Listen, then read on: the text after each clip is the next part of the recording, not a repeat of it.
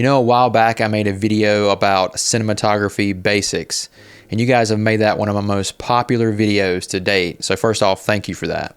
Today I wanted to try and build off of the foundations set forth in that first video. Think of this as a part 2 to cinematography basics. In the first video, we're learning the foundations of cinematography, and in this video, we're taking those concepts even further and really using them to tell stronger and more cinematic stories. If you guys like what I'm doing here and you want to see more videos just like this, be sure to hit the like button and subscribe if you're not already, so I'll know that you want to see more content in this same style. When we think about camera work, it's not just about where we put the camera, it's why. When you're first learning, you're thinking, where do I put the camera? But once you know the basics, the real question becomes, what does this angle or lens choice make the audience feel? Wide lenses exaggerate space, making a character feel vulnerable or lost in the frame.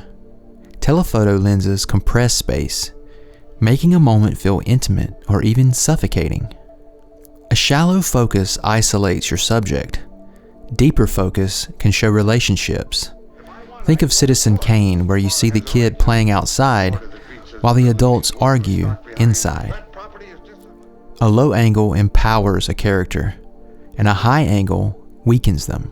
A Dutch tilt can cause disorientation, and every choice tells us something subconsciously. Don't just pick a lens or angle because it looks good. Ask, what does it say about the character's world? If you only own one lens, use distance creatively. Step closer for more intimate scenes, and film further away for more detachment. Lighting doesn't have to be just about exposure, it's also going to help you craft the mood of your cinematic piece. Lighting is often thought of as exposure, but it's so much more. It's how you paint with shadow. Always ask, where would this light naturally come from? A lamp? A window? A neon sign? Motivated light grounds your scene in reality. Hard light can cast deep shadows. Think of film noir. Soft light wraps gently. Think of The Godfather's diffused interiors. Lighting from the side can help sculpt your subject, and backlight helps separate them from the scene. Top light can isolate. Underlighting can feel unnatural and cause your subject to look a little creepy. Mixing warm and cool sources can create depth or tension. When you're working with little to no budget, use a cheap LED panel or desk lamp and bounce it off a wall. It can instantly soften and feel intentional. Even use practicals in the frame, like Christmas lights or a candle. It can help elevate the mood of your scene. Lighting helps tell a story. It tells us if we should feel safe, afraid, nostalgic, or perhaps uneasy. Learning about the rule of thirds and using it is great, but let's see if we can push things even further. Composition is visual grammar. If you only ever use the rule of thirds, you're speaking with a limited vocabulary. Perfect balance creates either calm or unease. Kubrick's hallways in The Shining are unsettling because they're so symmetrical. A character pushed to the edge of a frame feels small, isolated. Hitchcock used this constantly to help build suspense. Doors, windows, mirrors, these add layers to your scene, suggesting entrapment or perspective. And diagonal lines create energy, horizontal lines suggest calm. Triangular compositions feel stable and grounded. Before rolling your camera, freeze your frame and ask, if this were a painting, what would it say? Composition should always push the emotion of the story forward. Camera movement can be one of the strongest emotional tools that you have at your disposal. Movement is where cinematography becomes alive, but like everything, it has to be motivated. Track in slowly as someone makes a realization. Follow them handheld when their world is unstable. A static shot can feel like we're observers to the scene, and a handheld shot can put us inside the character's head or environment. A slow dolly move can create dread, and a sudden push-in creates a moment of shock. A whip pan can be playful or chaotic. Sometimes no movement is the strongest choice, letting the audience sit in discomfort. If you don't own a gimbal or dolly, use a wheelchair, skateboard, or even create fake camera movement in post. Movement is more about intention than gear. Color isn't just technical and designed to make things look prettier, it's also about evoking emotion in your viewer. Color can be psychological. It bypasses logic and goes straight to the emotion.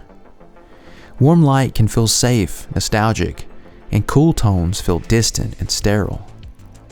Red against green or orange against teal, it all pops because our brains register complementary colors as tension.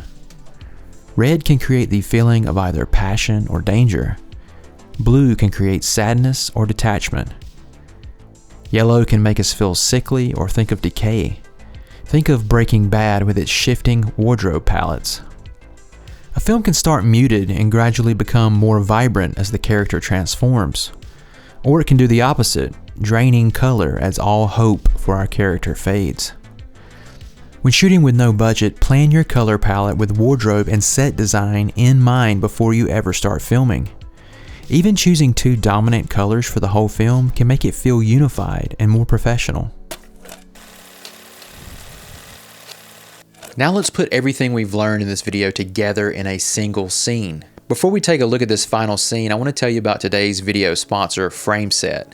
It's an incredible tool and I use them to put together ideas for this video. FrameSet has helped me so much as a filmmaker when it comes to just gathering ideas for my scenes, whether it's composition, colors, mood, all that good stuff. And it really just helps me organize everything in a visual way so I can share them and collaborate with others when it's time to start shooting my film. You can check out FrameSet using the link below in the description. You'll be helping support the channel in a big way, so if you do, thank you so much. Cinematography isn't just 5 separate categories, it's how they all come together. Take this simple scene for instance, a character sitting alone at a table. The camera can be a straight-on angle with a wide lens that makes them feel vulnerable in a large space. The lighting can be from a single large source, casting lots of shadows. With our composition, we frame them off to one side with lots of negative space. With our movement, we use a slow push-in to help build tension. And our color palette is a sickly green that suggests unease. Now using the same shot setup, we change everything: color, movement, composition, lighting, and the camera. The scene tells us something totally different without being able to hear a single line of dialogue. That's the beauty and magic of cinematography.